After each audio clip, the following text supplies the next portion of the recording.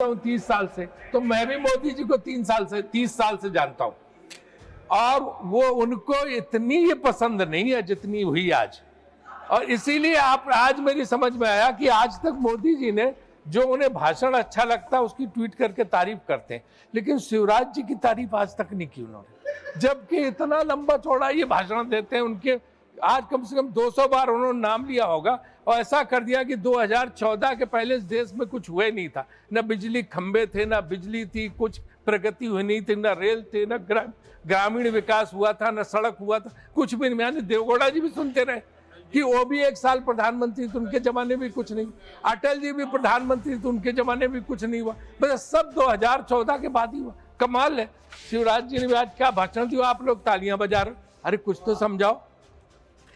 तो माननीय निर्मला जी नहीं है, मुझे लगता है वित्त मंत्रालय के वित्त राज्य मंत्री जरूर होंगे, तो अपना भाषण शुरू करता हूं कि वित्त मंत्रालय का ये विनियोग विधेयक, जो कि एक औपचारिकता है, ये जो है, जो अतिरिक्त राशि लेना होता है, जो कि करीब 2,18,000 करोड़ के करीब 2,81,000 करोड़ 200 जो है गवर्नमेंट ने सैंक्शन लिए है। हालांकि इसमें सिर्फ जो है उन्होंने 36,000 करोड़ का जो है चार्ज एक्सपेंडिचर दिखाया, लेकिन ये परंपरा है, होता है।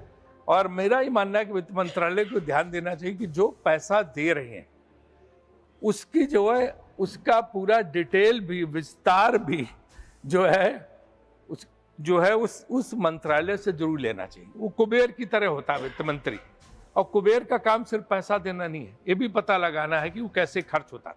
जो काम योजना आयोग पहले करती थी, लेकिन अब वो पूरी तरह से नहीं हो पा रहा, क्योंकि योजना आयोग खत्म हो गया, और वित्त मंत्रालय को देखना चाहिए। जैसे उनके उदाहरण के लिए डिफेंस मिनिस्ट्री, रक्षा मंत्रालय, कल उन्होंने भी जिक्र किया था, शक्ति सिंह जी ने भी इसका, रक्षा मंत्रालय पे जो खर्च है, तो अब आप ये कोई जो है उसके मामले में ये देखना पड़ेगा, नई रणनीति बनानी होगी। हमारा मेजर एक्सपेंडिचर आर्मी पे है, लेकिन पिछले युद्ध में आपने देखा कि 1 इंच भी मूवमेंट जो है आर्मी का नहीं हुआ। सारा युद्ध आसमान में लड़ाई, सारा युद्ध जो है आज, जो चाहे ऑपरेशन सिंदूर हो, सिर्फ आसमान का युद्ध था, मिसाइल्स का युद्ध था, ड्रोन का युद्ध था। और इसी तरह जो है आज इजराइल और अमेरिका का जो ईरान में चल रहा, वो भी मिसाइल्स का युद्ध है, ड्रोन का युद्ध है। तो स्ट्रेटजी बदलनी पड़ेगी, हमें अब फोकस वहां करना पड़ेगा, मिसाइल डेवलपमेंट प्रोग्राम बनाना पड़ेगा। ट्रंप ने कहा था मैं 3 दिन में वार खत्म कर दूंगा, आज 18 दिन हो गए, कर पाए? क्योंकि ईरान का जो मिसाइल डेवलपमेंट प्रोग्राम था इतना बड़ा था कि आज तक वो लड़ रहे हैं, उनका मुकाबला कर रहे हैं। तो इसलिए जो है हमें भी अपनी रणनीति ढंग से सोचनी पड़ेगी कि हम जो पैसा दे रहे हैं अतिरिक्त जो है बजट के प्रावधानों में, तो हम उसको खर्च कहाँ पे करें, मिसाइल डेवलपमेंट प्रोग्राम, और उसके साथ साथ जो है टेक्नोलॉजी डेवलपमेंट। इन्होंने कल कहा था कि रिसर्च डेवलपमेंट R&D पे खर्च होना चाहिए, तो मैं भी इस बात का समर्थन हूँ कि उसको करना चाहिए। दूसरी ये है कि जैसे चीन ने PL-15 और PL-18 अब डेवलप किए उनकी मिसाइल। अगर PL-18 मिसाइल तो इतनी खतरनाक है कि उसके बाद छोड़ने के बाद मैनुअल कंट्रोल ही नहीं उस पर रहता, कहाँ चली जाए। तो आपको इस मुकाबले के लिए तैयार रहने के लिए क्या स्ट्रेटजी है, कैसे डिफेंस मंत्रालय, रक्षा मंत्रालय उस पर कर रहा है, ये बहुत जरूरी है कि वित्त मंत्री जी उसको इंश्योर करें। दूसरा, ये ड्रोन की बहुत बड़ी समस्या है, एंटी ड्रोन टेक्नोलॉजी पे क्या काम हो रहा है, ये भी रक्षा मंत्रालय को देखना पड़ेगा। ड्रोन एक इतनी बड़ी समस्या है कि ये 50 किलो तक एक्सप्लोसिव लेके जा सकता है और कहीं भी गिरा देता। कल वो बता रहे थे पंजाब के एक सांसद की, वो ड्रोन के जरिए जो है भारत के अंदर पंजाब में जो AK-47 तक गिरा देते हैं, जिसका फायदा आतंकवादी ले सकते हैं। तो आपकी ड्रोन टेक्नोलॉजी के लिए आप क्या क्या कर रहे हैं, ये भी बहुत देखना जरूरी है। और आपको पता है जब पिछली बार ऑपरेशन सिंदूर चल रहा था, तो उसके पास पठानकोट तक उनके ड्रोन आ गए थे। हमें IPL का मैच स्थगित करना पड़ा था, खत्म करना पड़ा था, क्योंकि वहाँ से 50 किलोमीटर की दूरी पर सिर्फ धर्मशाला स्टेडियम था। तो ड्रोन की समस्या के लिए भी क्या क्या आप कर रहे हैं, ये आपको ध्यान देना होगा, जो बजट में प्रावधान है उसके लिए। एक चीज़ ऐसी है जिसके लिए मैं निर्मला जी को नहीं जिम्मेदार मानता हूँ, उसके लिए विदेश मंत्रालय जिम्मेदार है, लेकिन उनको पैसा देना पड़ता है उसके लिए भी। बीजेपी, और मुझे लगता है कभी कभी बीजेपी वाले भी अच्छी बात कर लेते, अपने भाषणों में कहते थे। पहले काफ़ी दिनों तक वो बोलते रहे कि कुछ है ही नहीं, कुछ संकट है ही नहीं, विपक्ष बेवजह तमाशा खड़ा कर रहा, किसी किस्म का संकट नहीं। कल और परसों के जो हमने भाषण सुने, अरुण सिंह जी का भाषण, और कुछ लोगों के भाषण, नड्डा जी का भी, जिन्होंने माना कि संकट है। अब उन्होंने उसकी जो है नैरेटिव बदल दिया। अब वो कहते हैं संकट है, लेकिन विपक्ष आपदा में भी अवसर ढूंढ रहा है।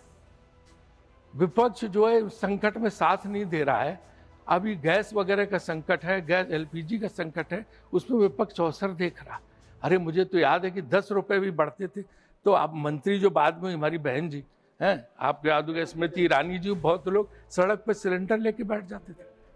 क्या क्या तमाशा नहीं करते थे। वो आपदा में अवसर नहीं था, वो तो सिर्फ दाम बढ़ते थे। आज तो संकट है और ये संकट जो है लगातार जो है बढ़ता चला जा रहा है। उन्होंने कहा झंडा लहराते हुए एक फोन पे जो है जहाज निकल गया, तो 2 ही शिप निकले हैं, 22 शिप अभी अटके हुए हैं। लेकिन ये सोचना पड़ेगा कि ये शिप अटके क्यों, क्यों ही अटके, अभी तो देखना पड़ेगा। 80 साल बाद अचानक ये नौबत कैसे आई। इतने इस देश में प्रधानमंत्री हुए, किसी के जमाने में नहीं अटके, चाहे नेहरू जी हो, चाहे उसके बाद लाल बहादुर शास्त्री हो, चाहे इंदिरा जी हो, और चाहे जो है आपके देवगौड़ा जी जा रहे हैं, इनके जमाने में चंद्रशेखर जी नीरज यहाँ बैठे हैं, इनके पिता बेस्ट रिलेशन ईरान से थे, सबसे हमारे अच्छे थे, इजराइल से भी अच्छे थे, ईरान से भी अच्छे थे, अमेरिका से भी अच्छे थे, रूस से भी अच्छे थे। कोई ऐसी बात ही नहीं थी कि किसी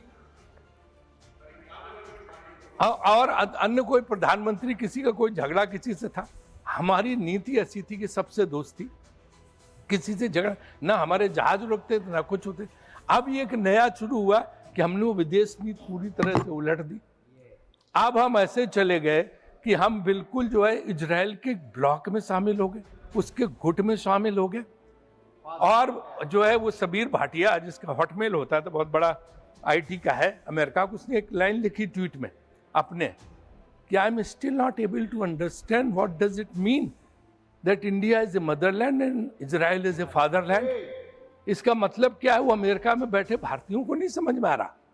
और विजेंद्र सिंह, आपके लोकसभा बीजेपी में लोकसभा सदस्य विजेंद्र सिंह जी, अब नहीं है बीजेपी में, उनका हरियाणा में भाषण हुआ अभी, वो भाषण आपने सुना, वो सब सोशल मीडिया पर बहुत वायरल है।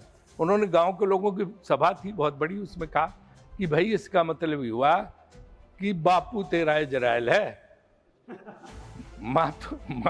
मदरलैंड मातृशक्ति तो हमें, और बापू इजराइल। ये यहूदी हमारे कब से पूर्वज हो गए। हम वसुधैव कुटुंबकम के व्यक्ति थे, हम सबके पूर्वज पुरखे थे। भारतीय ऋषि, भारतीय संत, महात्मा वो पूर्वज थे। यहूदी हमारे कब से पूर्वज हो गए और बाप हो गए।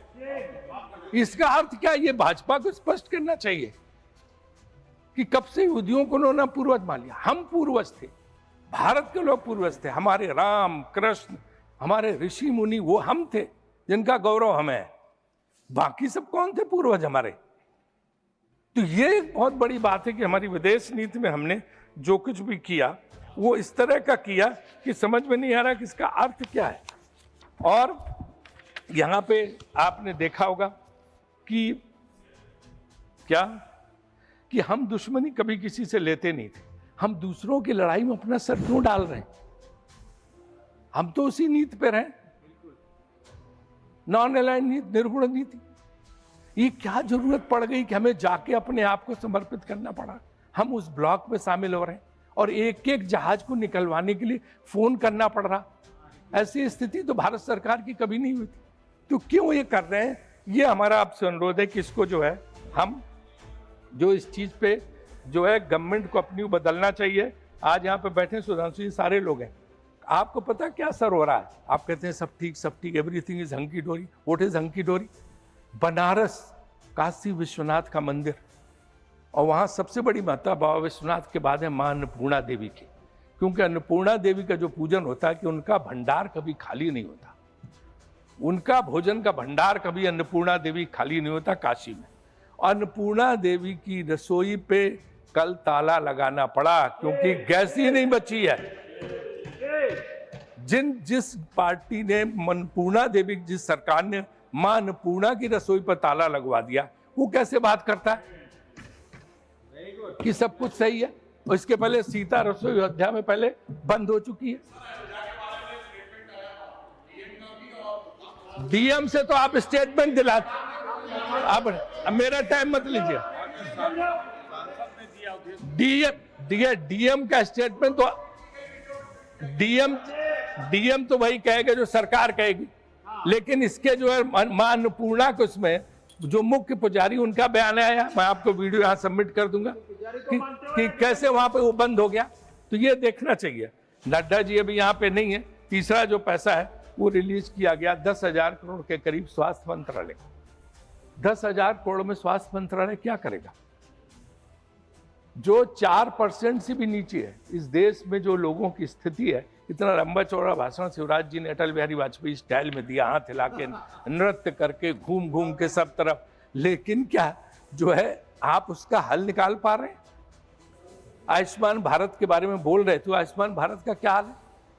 पहले दिन ही गरीब से पूछते हैं आयुष्मान भारत कार्ड है? प्राइवेट हॉस्पिटल में जैसे ही जाता है वो कहता कि जैसे उनको पता था है बस 2 दिन में 5 लाख का बिल उसी से निकाल के काट दिया। जबरन ऑपरेशन, कुछ इतना परेशान है। और बाकी फर्जी कार्ड जो है ले के नाम चढ़ा के आयुष्मान भारत के नाम पे इतनी बड़ी चोरी डकैती स्कैंडल हो रहा जो हमारे भाजपा के सांसद भी जानते। क्योंकि नीचे जो है देखो, वो तो मैं मानती हूँ आपको कि अभी शिवराज जी ने बोले कि 2014 को पहले तो कोई था ही नहीं, ना अस्पताल थे, न बिजली थी, ना कुछ था। उनका 14 के बाद बिजली आई। माननीय मोदी जी, उसके पहले तो कोई था ही नहीं देश में। देखो सिर्फ सड़क, जंगल, नदियां थी। फिर जब 14 में मोदी जी आए तब आपका कभी घर बना होगा, आपके लोगों के बच्चों को नौकरियां मिली होंगी। इसके पहले तो कोई था ही नहीं। तो इसलिए उस पर मत जाओ कि पहले क्या होता था। सब प्रधानमंत्रियों ने काम किया, ऐसी भावना रखो। और मोदी जी ने स्वयं अपने भाषण में कहा था कि मैं हर प्रधानमंत्री के योगदान की सराहना करता हूं। तो इसलिए उसी पर कायम रहो। ये ज्यादा जो है इस चक्कर में, खुश करने के चक्कर में वो खुश नहीं होते हैं, मैं भी उनको जानता हूं। तो इसलिए जो है आप लोग उसमें बीच में टोका टाकी मत करें। हम तो आयुष्मान भारत का इनको देखना पड़ेगा। हम मानते हैं कि योजना अच्छी है, सब जगह पैसा जाना चाहिए, लेकिन उसका भयानक दुरुपयोग हो रहा, वो एक स्कैंडल में तब्दील हो चुका है। और लोग पूछते रहे। और ये जितने प्राइवेट हॉस्पिटल्स हैं उनका जबरदस्त जो है शोषण कर रहे हैं लोगों का। तीसरी, पब्लिक हेल्थ पे क्या खर्च है। आप देखिए पोल्यूशन रिलेटेड बीमारियां, आज प्रदूषण का इतना बड़ा संकट है, दिल्ली को छोड़ दिए हर जगह है, और उसके नाम पे कुछ भी नहीं है। जो इन्होंने सैंक्शन किया था पैसा, मैं बताता हूँ, इसमें दिया 1300 करोड़, उसको घटा के उन्होंने 858 करोड़ कर दिया।